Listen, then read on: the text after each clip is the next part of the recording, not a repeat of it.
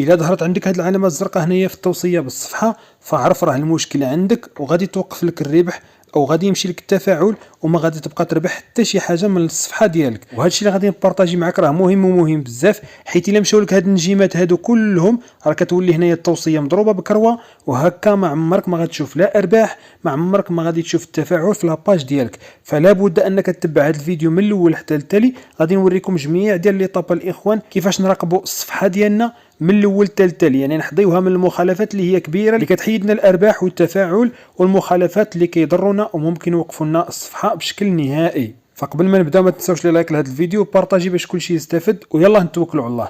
اول خطوه غادي نرجع معكم من البدايه. هذه هي الواجهه ديال الصفحه ديالي ديال الفيسبوك. هنا كتجي الاداره او الطابلو او الداشبورد، هنا كتجي كتضغط عليها بهذا الشكل الاخوان. هنا فاش كنبركوا عليها كنهبطوا هنا الاخوان. شنو عندنا في الاسفل؟ ركزوا معايا مزيان. هنا كنزيدو كنهبطوا للاسفل كما كتشوفوا. من بعد هنا شنو كنلقاو التوصيه بالصفحه، الوصول الى الصفحه اللي عندك الناس ادمين واللي انت هنا ادمين.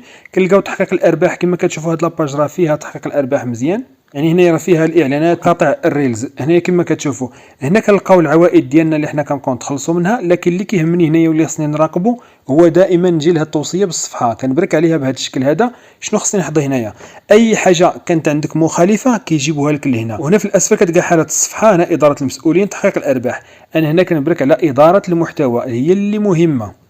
هنا شنو كيجيب لك كاع المنشورات اللي نشرتي وهما مخالفين، هما اللي غيسببوا لك باش غتمشي لك التوصيه. ولا مشات لك التوصيه بالصفحه غتبقى فقط تقترح على المتابعين، وحنا الاغلبيه في فيسبوك كيشوفونا غير الناس اللي ماشي بالضروره كيكون دايرين لنا متابعه.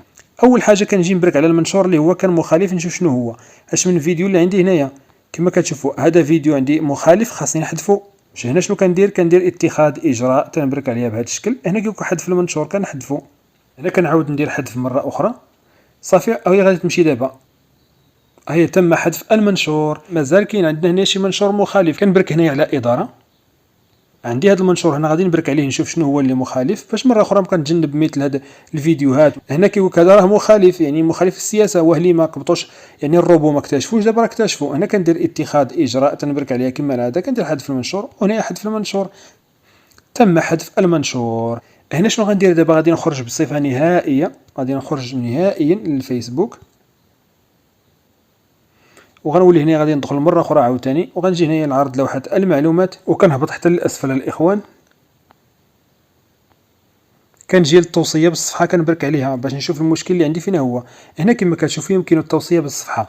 الا درتوها الاخوان هذا الشيء هذا بهذه الطريقه اللي شرحت لكم، كونوا على يقين ان التوصيه بالصفحه غتبقى دائما عندكم مزيانه، وفيسبوك دائما غيقترح يعني الصفحه ديالكم على الناس كاملين اللي في فيسبوك، سواء كيتابعوكم ولا ما كيتابعوكمش.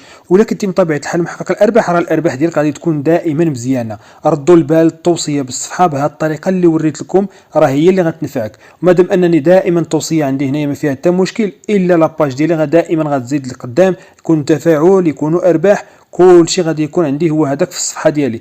كنتمنى الاخوان اي واحد عنده استفسار يخلي لي تعليق. الا خصك خدمه ديال تحقيق الشروط راه كاينه بجوده عاليه.